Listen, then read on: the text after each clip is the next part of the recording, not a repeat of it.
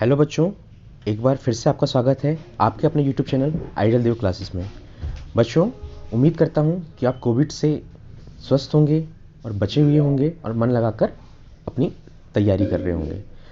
बच्चों, जैसा कि आपको पता है कि हम आपको राज्य शिक्षा केंद्र के द्वारा जो प्रश्न बैंक प्रदान किए गए हैं उसको दृष्टिगत रखते हुए अलग अलग अध्यायों के प्रश्नोत्तरों को लेकर हम आपसे रूबरू होते हैं। तो बच्चों, इसी कड़ी में आज हम आपको जो कक्षा 10वीं सामाजिक विज्ञान विषय है उसके मानचित्र से संबंधित प्रश्नों के बारे में आपसे हम चर्चा करेंगे और आपको हम बताएंगे कि मानचित्र के प्रश्नों को कैसे बेहतर से बेहतर ढंग से हल करें ताकि आप परीक्षा में उन नंबर मतलब जो वो नंबर है उन नंबर को न केवल प्राप्त करें बल्कि एक अच्छी समझ भी पैदा कर सकें।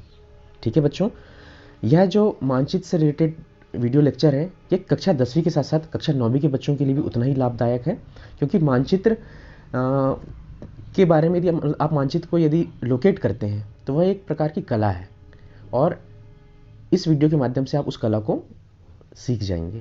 ठीक है बच्चों, और यह एक ऐसा प्रश्न है जो बहुत आसान होता है। यदि आप एक बार इस वीडियो को देख लेते हैं और नक्शे में जो कुछ फेमस स्थान हैं जिनके बारे में प्रश्न में पूछा गया है प्रश्न बैंक में, यदि उसे आप फिलअप कर लेते हैं तो आपके 4 नंबर कहीं नहीं गए हैं। ठीक है बच्चों, तो बढ़ते हैं आगे की तरफ। बच्चों, यह जो मानचित्र का खंड है वो भूगोल सामाजिक विज्ञान का जो भूगोल खंड है उसके अंतर्गत आता है। तो आज हम खनिज तथा ऊर्जा संसाधन जो अध्याय है समकालीन भूगोल का, है ना, उसके अंतर्गत ही हम मानचित्र के प्रश्नों को हल करेंगे। बच्चों, खनिज तथा ऊर्जा संसाधन जो अध्याय है उसे 8 नंबर आवंटित किए गए हैं। मतलब इस चैप्टर से 8 नंबर के प्रश्न पूछे जाएंगे, जिनमें से 1 नंबर का जो प्रश्न है वो वस्तुनिष्ठ प्रश्न होगा, एक 3 नंबर का प्रश्न पूछा जाएगा और 4 अंक का मानचित्र आएगा। तो आज की जो हमारे लेक्चर है वो मानचित्र के ऊपर आधारित है। आप ध्यान से इस कक्षा में बने रहिएगा। ठीक है, तो बढ़ते हैं आगे की तरफ। बच्चों, आपने कभी ना कभी भारत का नक्शा देखा होगा और यदि नहीं देखा होगा तो आज देख लीजिए कि हमारे भारत की आकृति है कैसी। यदि आप ध्यान से देखेंगे तो आपको समझ में आएगा कि भारत की जो आकृति है वो चतुष्कोणीय है। कैसी है? चतुष्कोणीय, है ना। ऊपर देखिए, सबसे ऊपर ये देखिए, यहाँ पे आप कर्सर की तरफ ध्यान दीजिएगा। ये जो क्षेत्र है वो जम्मू कश्मीर का क्षेत्र है, ये पूर्वोत्तर का क्षेत्र है। ठीक है, ये गुजरात का क्षेत्र हो गया। और ये जो सबसे नीचे का क्षेत्र है, यदि हम बात करें सबसे नीचे की, तो ये तमिलनाडु का क्षेत्र हो गया। तो यदि आप इसको आकार बनाएंगे, जम्मू कश्मीर को गुजरात से जोड़ेंगे और गुजरात को तमिलनाडु से जोड़ेंगे या केरल से और केरल को जोड़ेंगे पूर्वोत्तर से, तो आपको एक चतुष्कोणीय आकृति दिखाई पड़ेगी। ठीक है बच्चों, यहाँ पर हमने यह नक्शा इसलिए आपको दिखाया ताकि आप मैप से रूबरू हो जाएं। और जिन बच्चों ने पहले मैप नहीं देखा होगा या गौर नहीं किया होगा तो यदि इस वीडियो लेक्चर के माध्यम से गौर कर लें। ठीक है, तो उम्मीद करता हूँ कि आपको भारत का नक्शा आप ध्यान से देख रहे होंगे। आप भारत का नक्शा ध्यान से देखिए। और यदि आपके पास एटलस हो, सभी बच्चों के पास एटलस होनी चाहिए वैसे तो यदि एटलस हो तो आप ध्यान से एक बार मैप देखिएगा। ठीक है बच्चों, और नहीं भी हो तो इस वीडियो लेक्चर में हम जब डिस्क्रिप्शन बॉक्स रहेगा इसमें पूरा PDF हम क्या करेंगे, मतलब वहाँ पे आपको प्रोवाइड करवा देंगे, तो आप उसको डाउनलोड करके भी इन नक्शों को ध्यान से देख सकते हैं। ठीक है बच्चों, ये जो भारत का नक्शा था इसमें कुछ भी भरा हुआ नहीं था, इसमें किसी भी राज्य का मेंशन नहीं था। लेकिन जो हम अगला भारत का नक्शा जो आपको दिखाने जा रहे हैं इसमें पूरे राज्यों का नाम बताया गया है ना, अलग अलग राज्यों का कि कौन सी जगह में कौन सा राज्य है, कहाँ केंद्र शासित प्रदेश है, कहाँ क्या है। तो अब चलिए बच्चों हम इस नक्शे को ध्यान से देखते हैं। तो ये देखिए बच्चों, सबसे ऊपर में क्या है? लद्दाख है ना। लद्दाख, यहाँ पे बर्फ़ बहुत ज़्यादा पड़ती है। फिर उसके बाजू में क्या है? जम्मू कश्मीर है ना बच्चों। जम्मू कश्मीर का आपने नाम सुना होगा, वहाँ पे बढ़िया सेब वेब के उद्यान लगे होते हैं, बढ़िया बर्फबारी होती है, इसे भारत का स्विट्जरलैंड भी बोला जाता है। ठीक है बच्चों, उसके नीचे हिमाचल प्रदेश है। फिर देखिए यहाँ पे पंजाब है, पंजाब जहाँ पर अमृतसर जो गुरुद्वारा है कि नहीं वो पाया जाता है। फिर यहाँ पे देखिए उत्तराखंड है। उसके नीचे आप देखिए हरियाणा है, हरियाणा जहाँ पे बहुत सारे एथलीट निकलते हैं। फिर उसके नीचे राजस्थान है ना, जहाँ पे महाराणा प्रताप ने अंग्रेजों का सामना किया था। फिर उसके बाजू में उत्तर प्रदेश है, काशी मथुरा ये सब कहाँ पाया जाता है? उत्तर प्रदेश में, आगरा, है ना। फिर उसके बाजू में देखिए बिहार है, बिहार का नाम आपने सुना होगा, नालंदा विश्वविद्यालय यहाँ पाया जाता है। फिर उसके बाजू में देखिए, फिर उसके बाजू में ये देखिए ये बांग्लादेश है जो अन्य देश हो गया। उसके बाजू में देखिए यहाँ पे हल्का सा ये जुड़ा हुआ है पूर्वोत्तर के राज्यों से। ठीक है बच्चों, ये असम है, ये नागालैंड है, मणिपुर है, मिजोरम है। बच्चों, मैं ये सभी चीज़ इसलिए आपको बता रहा हूँ कि मेरा उद्देश्य यहाँ सिर्फ आपको प्रश्न हल करवाना नहीं है, मेरा उद्देश्य आपको भारत के नक्शे से रूबरू कराना भी है ताकि आप भारत को बहुत अच्छे तरीके से समझ सकें। ठीक है बच्चों, फिर यहाँ पे देखिए वेस्ट बंगाल है जहाँ पर सौरव गांगुली है ना, जिन्हें क्रिकेट के दादा के नाम से जाना जाता है, ये है। ठीक है। और यहीं पर सुंदरवन भी पाए जाते हैं। फिर यहाँ पे झारखंड है, छोटा नागपुर का जो पठार है वो झारखंड में स्थित है। फिर ये छत्तीसगढ़ है, ये मध्य प्रदेश है, भारत का हृदय स्थान मध्य प्रदेश। फिर ये गुजरात आ गया, है ना। फिर इसके नीचे देखिए महाराष्ट्र है, जहाँ पे मुंबई पाया जाता है। मुंबई है कि ना, मुंबई नामक स्थान, जैसे बॉलीवुड जहाँ पे मतलब जो मूवी हम देखते हैं वो सब यहीं पे इसी के आसपास मिलती हैं, बनती हैं। फिर ये उड़ीसा है, ये छत्तीसगढ़ हो गया। फिर ये नीचे तेलंगाना, कर्नाटक, आंध्र प्रदेश, केरल, तमिलनाडु, पौंडीचेरी। फिर यहाँ पे देखिए ये अन्य देश है, श्रीलंका। फिर ये देखिए ये केंद्र शासित प्रदेश लक्षद्वीप है। और जो काला पानी की सज़ा दी जाती थी ना पूर्वोत्तर मतलब पहले स्वतंत्रता के समय के पहले, तो ये अंडमान निकोबार हो गया। बच्चों इसे आप ध्यान से देखिएगा, और यदि कुछ चीज़ समझ नहीं आती तब हमें कमेंट बॉक्स के माध्यम से बताइएगा। फिर ये देखिए ये बे ऑफ बंगाल है, बंगाल की खाड़ी। फिर यहाँ पर देखिए ये अरेबियन सी है, ठीक है बच्चों। तो ये मैंने आपको एक मोटा माटी नक्शा के बारे में समझ पैदा करवाने की कोशिश की, ताकि आप समझ सकें कि मध्य प्रदेश कहाँ पर है, लद्दाख कहाँ पर है ना। ये सब चीज़ें यदि हम भारत देश के निवासी तो हमें पता होनी चाहिए कि नहीं होनी चाहिए ना। तो मैंने आपको ये मतलब भारत के नक्शे की एक हल्की सी समझ दी है, इसे आप ध्यान से देखिएगा, ठीक है। तो बढ़ते हैं आगे की तरफ। तो बच्चों जैसे कि मैंने आपको पहले बताया था कि ब्लूप्रिंट में मानचित्र आधारित प्रश्न 4 नंबर के पूछे जाएंगे, और जो आपको प्रश्न बैंक राज्य शिक्षा केंद्र के द्वारा दी गई है उसमें ये सभी प्रश्न आपसे पूछे गए हैं। तो मानचित्र आधारित प्रश्न का पहला प्रश्न क्या है कि भारत के मानचित्र में निम्नलिखित को दर्शाइए। किसको दर्शाना है? तारापुर, जमशेदपुर, डिगबोई, रानीगंज। फिर दूसरा प्रश्न पूछता है कि बॉम्बे हाई को दर्शाइए, रानीगंज कोयला क्षेत्र को दर्शाइए, अंकलेश्वर को दर्शाइए, बेलाडीला को दर्शाइए। फिर तीसरा प्रश्न हमसे क्या पूछता है कि रावत भाटा को दर्शाइए, कलपक्कम को दर्शाइए, काकरापारा को दर्शाइए, नरोरा को दर्शाइए। फिर अगला प्रश्न बंगाल की खाड़ी, अरब सागर, मुंबई, कोलकाता को दर्शाने की मतलब लोकेट करने की बात बोलता है। उसी प्रकार से सिंगरौली, सिंहभूम और खंबात की खाड़ी को लोकेट करने की बात करता है। बच्चों ये जो मानचित्र आधारित प्रश्न है इनको हमने बहुत ही अच्छे से अलग अलग नक्शे के माध्यम से हम मतलब आपको समझाएंगे। तो आप हमारे साथ इस वीडियो में बने रहिएगा, ठीक है। उसके पहले मैं आपको हल्के से दूसरे मैप दिखा देता हूँ, ताकि आप ये देख सकें कि अन्य जैसे मान लीजिए कि ये वाला जो नक्शा है, इस नक्शे में क्या है, महत्वपूर्ण खनिजों के बारे में बताया गया है ना। जैसे महत्व खनिज के अंतर्गत क्या जाता है, जैसे लोहा एक्स कहाँ पाया जाता है, मैग्नीज कहाँ पाया जाता है, बॉक्साइट कहाँ पाया जाता है, अभ्रक कहाँ पाया जाता है। जो मैग्नीज है वो कहाँ पाया जाता है? मध्य प्रदेश के बालाघाट नामक स्थान पर पाया जाता है ना, ठीक है। उसी प्रकार से देखो यदि हम बात करें बेलाडीला की, तो बेलाडीला है ना, जो ये यहाँ पे है, बेलाडीला हो गया, ठीक है। ये भी एक फेमस क्या है, ये कौन सा क्षेत्र है फेमस? ये एक लोहा की खाने पाई जाती हैं यहाँ पे, ठीक है। उसी प्रकार ये कुद्रेमुख हो गया, ठीक है बच्चों। तो ये नक्शे को भी आप ध्यान से देख लीजिएगा। फिर हम बढ़ते हैं अगले नक्शे की तरफ। इसमें परंपरागत ऊर्जा स्रोत बताएं। अब परंपरागत ऊर्जा स्रोत कैसे हो सकते हैं? परंपरागत ऊर्जा स्रोत के अंदर क्या जाते हैं? देखो दो प्रकार के ऊर्जा स्रोत होते हैं, एक परंपरागत, एक अपरंपरागत। परंपरागत ऊर्जा स्रोत के अंदर जीवाश्म ईंधन आता है, जैसे कोयला वाले, है ना, या फिर खनिज तेल। और अपरंपरागत के अंदर कौन से आते हैं? जैसे सूर्य की मतलब सौर ऊर्जा आ जा सकती है, जल ऊर्जा आ सकती है, ये सब अपरंपरागत हैं। तो इस नक्शे को आप ध्यान से देखिएगा, ठीक है बच्चों। बढ़ते हैं अगले नक्शे की तरफ। तो बच्चों यहाँ से ये जो वाला नक्शा है, यहाँ से हम प्रश्न क्रमांक 1 को आपको सॉल्व करके बताएंगे, ठीक है बच्चों। तो सबसे पहले हम देख लेते हैं कि प्रश्न क्रमांक 1 में हमसे क्या पूछा गया था। आप ध्यान से देखिएगा, अपनी प्रश्न बैंक को अपने सामने रखिएगा और उसका प्रश्न क्रमांक 1 देखिएगा। मैं आपको पुनः वाली स्लाइड में लेके जा रहा हूँ जहाँ पर ये प्रश्न बैंक रखे गए हैं, लेकिन ये जो प्रश्न बैंक है आप अपने सामने रखिएगा। वैसे हम इसे डिस्क्रिप्शन बॉक्स में प्रोवाइड करवा देंगे, लेकिन जब आप ये वीडियो देख रहे हो तो आप देख लीजिएगा कि जो प्रश्न बैंक आपके सामने रहेगी तो आपको नक्शे से मिलाने में आसानी होगी। तो पहला प्रश्न क्या पूछता है मानचित्र आधारित का, हमें तारापुर को लोकेट करना है, जमशेदपुर को लोकेट करना है और डिगबोई और रानीगंज को लोकेट करना है, ठीक है। तो इसी वाइज हम क्रम वाइज 1 से लेकर 5 की तरफ बढ़ते रहेंगे। तो बच्चों पहले प्रश्न की तरफ बढ़ते हैं हम। अगले स्लाइड में अब मूव कर रहे हैं, तो आप हमारे वीडियो के साथ बने रहिए, देखिए, है ना। यहाँ पर हम तारापुर को लोकेट करेंगे। बच्चों देखिए,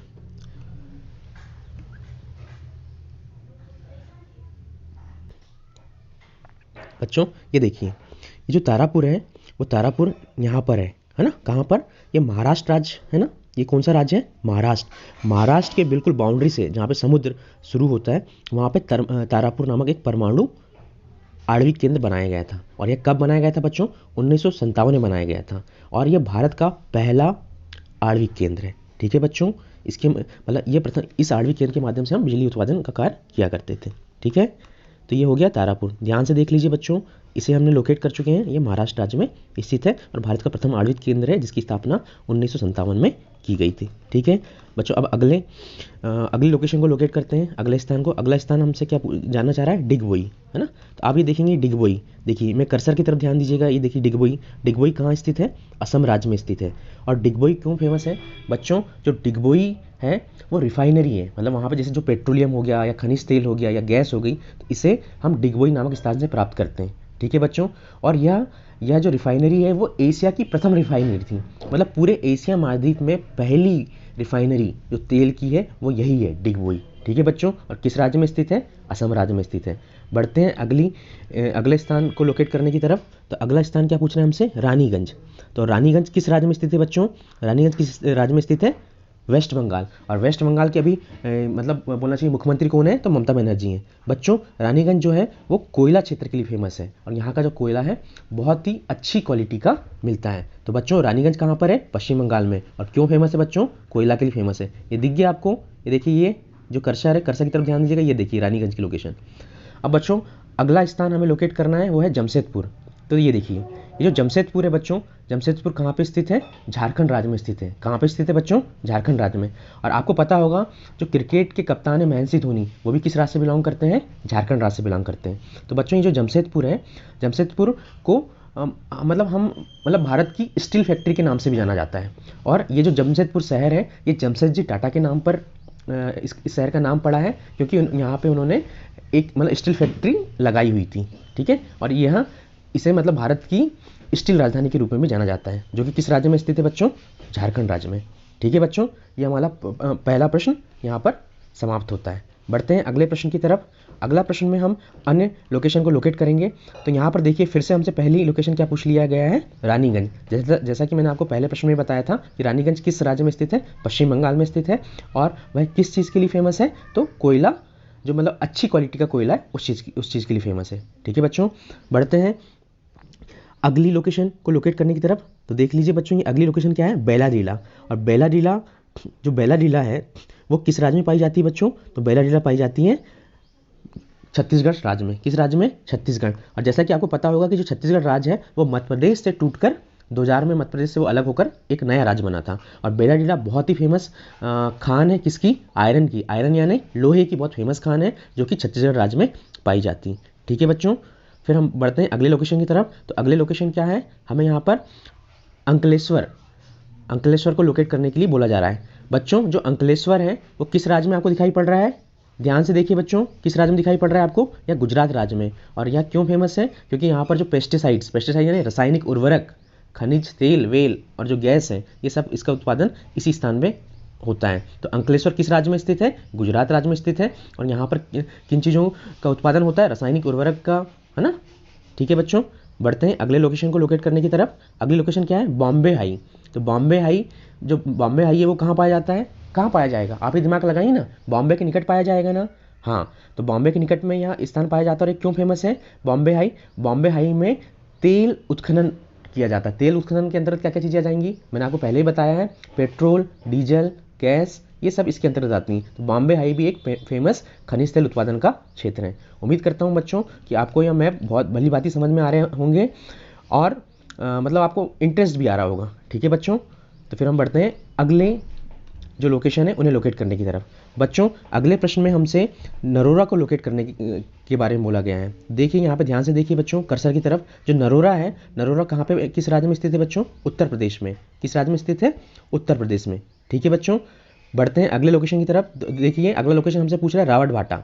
तो रावट भाटा जो है हमने पहले मानचित्र में किसको लोकेट किया था? तारापुर परमाणु जो आणविक केंद्र, उसको लोकेट किया था। तो तारापुर आणविक केंद्र के बाद जो दूसरा आणविक केंद्र बना था भारत देश में, वो रावत भाटा था। और किसके सहयोग से बना था बच्चों? ये कनाडा देश के सहयोग से बना था। किस देश के सहयोग से बना था? कनाडा। और यह किस राज्य में स्थित है? राजस्थान राज्य में स्थित है। ठीक है बच्चों, तो रावत भाटा किस राज्य में स्थित है?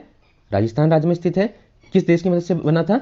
कनाडा देश की मदद से बना था। और यह सेकेंड नंबर का है, किसके बाद? तारापुर आणविक केंद्र के बाद। ठीक है बच्चों, बढ़ते हैं अगले लोकेशन की तरफ। तो अगली लोकेशन हमसे कोलकाता पूछ रहा है। कोलकाता किस राज्य की राजधानी है? पश्चिम बंगाल की राजधानी है। और यह एक प्रमुख पत्तन भी है।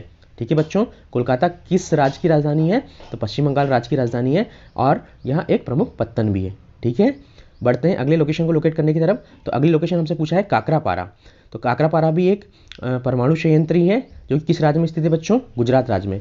अब परमाणु संयंत्र का उपयोग हम काय के लिए करते हैं? बिजली निर्माण के लिए करते हैं। तो पहला प्रश्न ये हो गया काकरापारा कहाँ पर है, किस राज्य में स्थित है? गुजरात में। गुजरात में भी कहाँ पर? ये देखिए ये बॉम्बे मतलब जो महाराष्ट्र है और गुजरात राज्य उनकी बॉर्डर में स्थित है। ठीक है बच्चों, बढ़ते हैं अगले लोकेशन को लोकेट करने की तरफ। तो ये क्या है? मुंबई। मुंबई को भारत की औद्योगिक राजधानी के नाम से भी जाना जाता है। और मुंबई को बॉलीवुड का जो मेन सेंटर है वो कहाँ पर है? मुंबई में ही है। ठीक है बच्चों, तो मुंबई हमारे देश की औद्योगिक राजधानी भी है और यह समुद्र के निकट में स्थित है। ठीक है, ये देख लीजिए, यह महाराष्ट्र की राजधानी है। ठीक है बच्चों, ये मिल गया आपको मुंबई, बिल्कुल ये देखिए ये समुद्र से लगा हुआ है। ठीक है, बढ़ते हैं अगले लोकेशन की तरफ। अगली लोकेशन हमें मतलब क्या बोल रहा है? हमें कल्पक्कम परमाणु संयंत्र को दर्शाना है मानचित्र में। तो कल्पक्कम परमाणु संयंत्र किस राज्य में स्थित है बच्चों? तमिलनाडु राज्य में स्थित है। किस राज्य में स्थित है बच्चों? तमिलनाडु में। ये दिख गया आपको? ठीक है बच्चों, बढ़ते हैं अगले प्रश्न की तरफ। अगले प्रश्न में हमें क्या बोल रहा है? अगले प्रश्न में हमें सिंगरौली, जो सिंगरौली एक क्षेत्र है, इसे लोकेट करने के लिए बोल रहे थे। आप ध्यान से देखेंगे तो सिंगरौली कहाँ पर स्थित है? ये देखिए मध्य प्रदेश राज्य में स्थित है। कहाँ पे स्थित है? मध्य प्रदेश राज्य में स्थित है। ठीक है बच्चों, ये देखिए बीच में बिल्कुल मध्य प्रदेश में। और इसे मध्य प्रदेश की कोयला राजधानी भी बोलते हैं। क्या बोलते हैं इसे? मध्य प्रदेश की कोयला राजधानी। यहाँ पर कोयला पाए जाते हैं। ठीक है बच्चों, बढ़ते हैं अगली लोकेशन की तरफ जो सिंहभू है ना। सिंहभू भी एक फेमस कोयला क्षेत्र है जो झारखंड राज्य में पाया जाता है। और इस सिंहभू क्षेत्र में मतलब जो सिंहभू क्षेत्र है ना उसको लेकर बहुत सारी मूवी भी बनी हुई है, जैसे कोयलांचल हो गया, ये सब झारखंड राज्य के बारे में। ठीक है, तो सिंहभू किस राज्य में स्थित है बच्चों? पहला झारखंड राज्य में स्थित है। और क्यों फेमस है? कोयला क्षेत्र के लिए फेमस है। ठीक है बच्चों, यहाँ पे हमसे खंबात की खाड़ी के बारे में पूछा गया है। तो आप ध्यान से देखेंगे तो खंबात की खाड़ी कहाँ पर है? गुजरात और महाराष्ट्र राज्य के बीच में। देखिए ये क्या है? खंबात की खाड़ी है। ठीक है बच्चों, खंबात की खाड़ी कहाँ स्थित है? गुजरात और महाराष्ट्र राज्य के बीच में। ये देखिए ये जो कर्सर घूम रहा है ना यहाँ पर। ठीक है बच्चों, फिर हमें अगली लोकेशन जो लोकेट करना है वो हजारी नहीं, ये है सॉरी बच्चों, हजीरा, विजयपुर और जगदीशपुर। यह एक पाइपलाइन है ना। इस पाइपलाइन को हमें लोकेट करके बताना है। तो देखिए सबसे पहले क्या बोला है? हजीरा। हजीरा किस राज्य में स्थित है? गुजरात में। फिर क्या बोल रहा है वो? विजयपुर। विजयपुर किस राज्य में स्थित है? मध्य प्रदेश में। फिर क्या बोल रहा है वो? जगदीशपुर। ये किस राज्य में स्थित है? उत्तर प्रदेश में। तो यहाँ से देख लीजिए, ये देखिए पहला हजीरा हो गया, दूसरा विजयपुर हो गया, तीसरा जगदीशपुर हो गया। तो यहाँ पर हमने ये गैस पाइपलाइन को मतलब यहाँ पे हमने लोकेट कर दिया। ठीक है बच्चों, ठीक है, उम्मीद करता हूँ कि यह वीडियो लेक्चर आपको भली भांति समझ में आया होगा। यदि आपको इस वीडियो लेक्चर से में किसी भी चीज़ को समझने में दिक्कत आ रही हो या ये आप हमें बताना चाहते हैं कि कहाँ पे हम और इसमें सुधार करें, तो आप हमें कमेंट सेक्शन के माध्यम से बता सकते हैं। और यदि आपको ये वीडियो लेक्चर अच्छा लगा तो इसे लाइक करना ना भूलें और हमारा जो चैनल है आइडल देव क्लासेस उसे सब्सक्राइब भी करें। और अधिक से अधिक जितने भी आपके दोस्त हैं जो आपकी क्लास में पढ़ते हैं, 9th में पढ़ते हो या 10th में पढ़ते हो, जिन्हें मानचित्र के प्रश्न कैसे हल करना यह सीखना हो, तो उन्हें आप उनसे शेयर करना ना भूलें। ठीक है बच्चों, तो मिलता हूँ मैं आपको अगले वीडियो लेक्चर के साथ, अगले अध्याय के प्रश्नोत्तरों को। तब तक के लिए आप मन लगाकर पढ़ाई कीजिए और अपने स्वास्थ्य का ध्यान रखिए, क्योंकि अभी वैसे ही कोविड संक्रमण तेज़ी से फैल रहा है ना, इसलिए अपना बचाव करते रहिए और कोविड गाइडलाइन का पालन कीजिए। ठीक है बच्चों, मिलते हैं अगले वीडियो में अगले लेक्चर के साथ। तब तक के लिए धन्यवाद।